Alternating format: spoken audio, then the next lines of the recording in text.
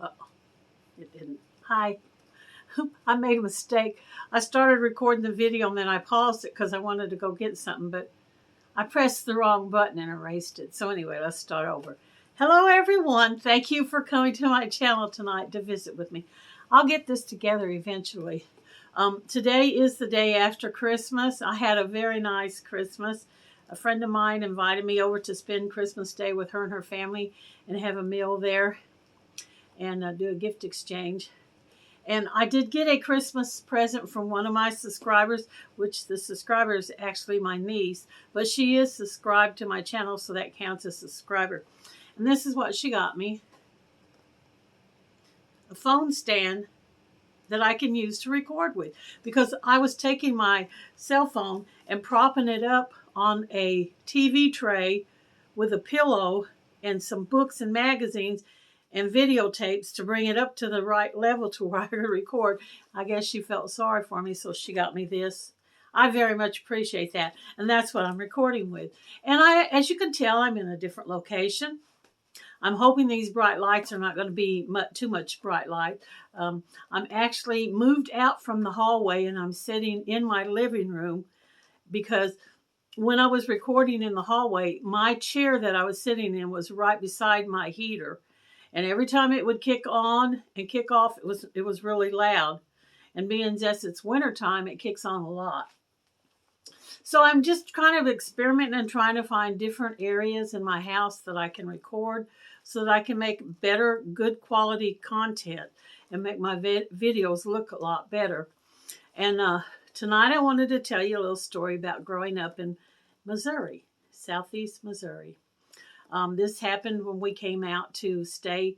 Well, we actually came from California out to Missouri and lived with my grandparents.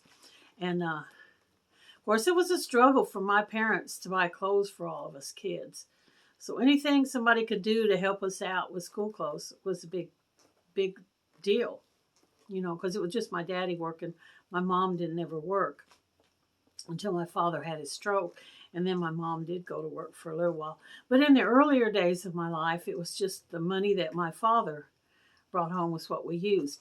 And so my grandmother had the idea that during the summer, while we were out for school, we could help pick cotton and make a little bit of money. And she took the kids that were physically able to pick cotton with her out into the field. And we had one of those little burlap potato sack bags, like I told you my father used with me in the snipe hunting video. And that's what we took out when we went to pick the cotton. And we went out and she showed us how to take the cotton off the stem, the bolt, and put it in the bag. And we were warned not to take the old green bolts and throw them in there to make our cotton way heavier. But I'm sure that I did put a few of those in there. I'm sure that I did. But I did pick the cotton too. Of course, it takes a lot of cotton to really make a heavy weight. And I think they weighted it, had to have like 50 pounds to even get any money.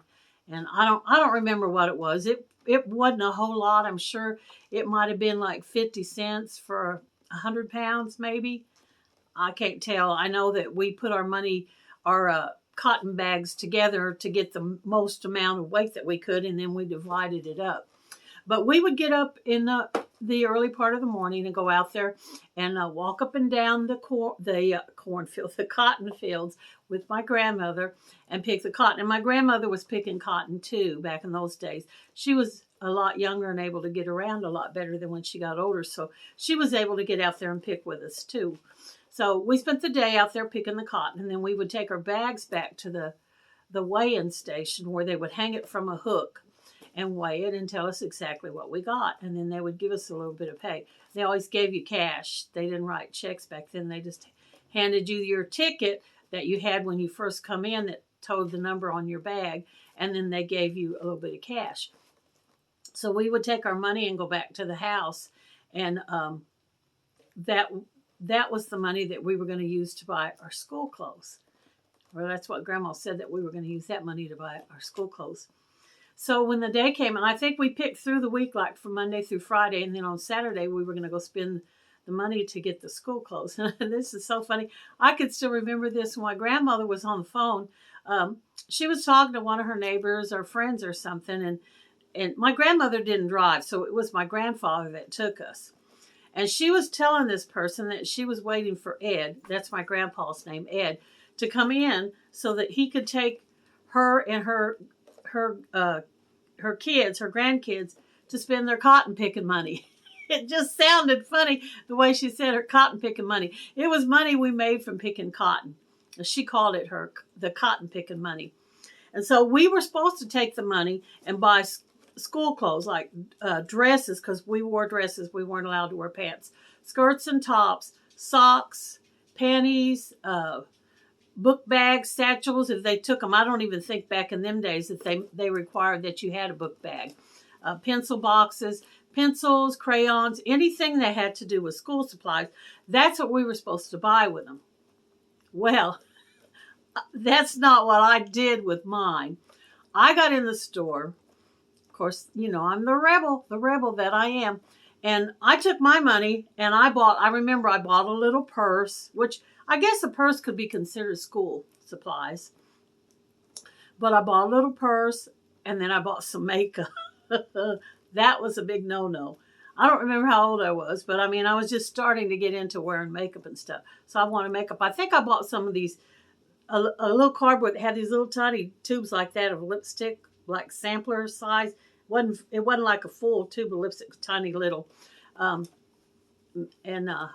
got in serious trouble for that because the other kids spent their money the way they were supposed to. They actually bought socks and panties and dresses and pencils and pens and markers and crayons and stuff. And I was wasting my money buying the purse and then the makeup to put in the purse. And I bought a bunch of other junk. I probably bought some candy with it. It wasn't going on school supplies.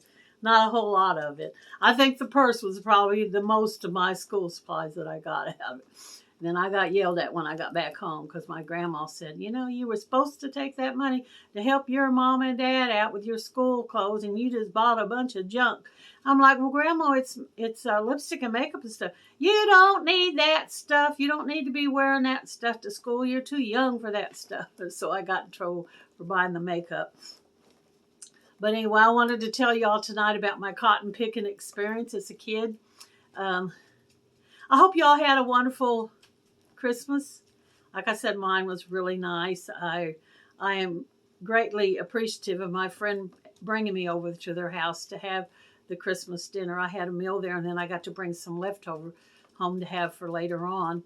And some turkey scraps for my little dog that I have. And it was just really nice. I hadn't seen them in probably a year. I think last Christmas was the last time I'd seen them. Well, we live here in the same town, and we do talk to each other, on Facebook and stuff. But I hadn't been around them, and they had invited me like to 4th of July and Memorial Day barbecues and stuff.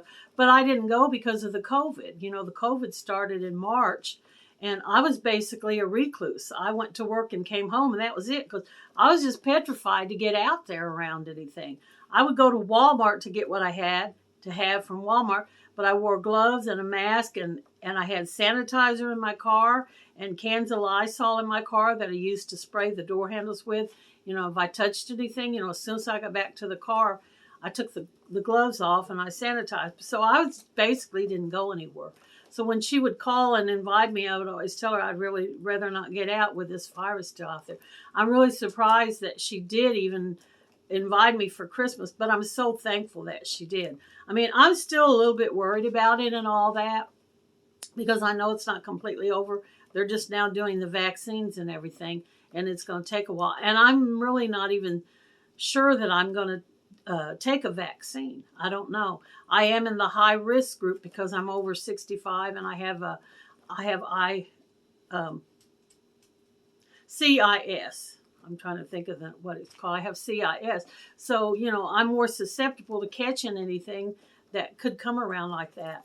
So I'm still kind of up in the air as if I'm even going to take the vaccine, when they start. I know right now they're just giving it to the hospital workers and stuff, but eventually it'll go to the public. And I want to say once again, thank you guys so very much for coming in tonight and visiting me with my channel and listening to my story about my cotton picking money. I appreciate it so much. And thanks for stopping in. Have a wonderful evening and come back and see me again. Bye, y'all.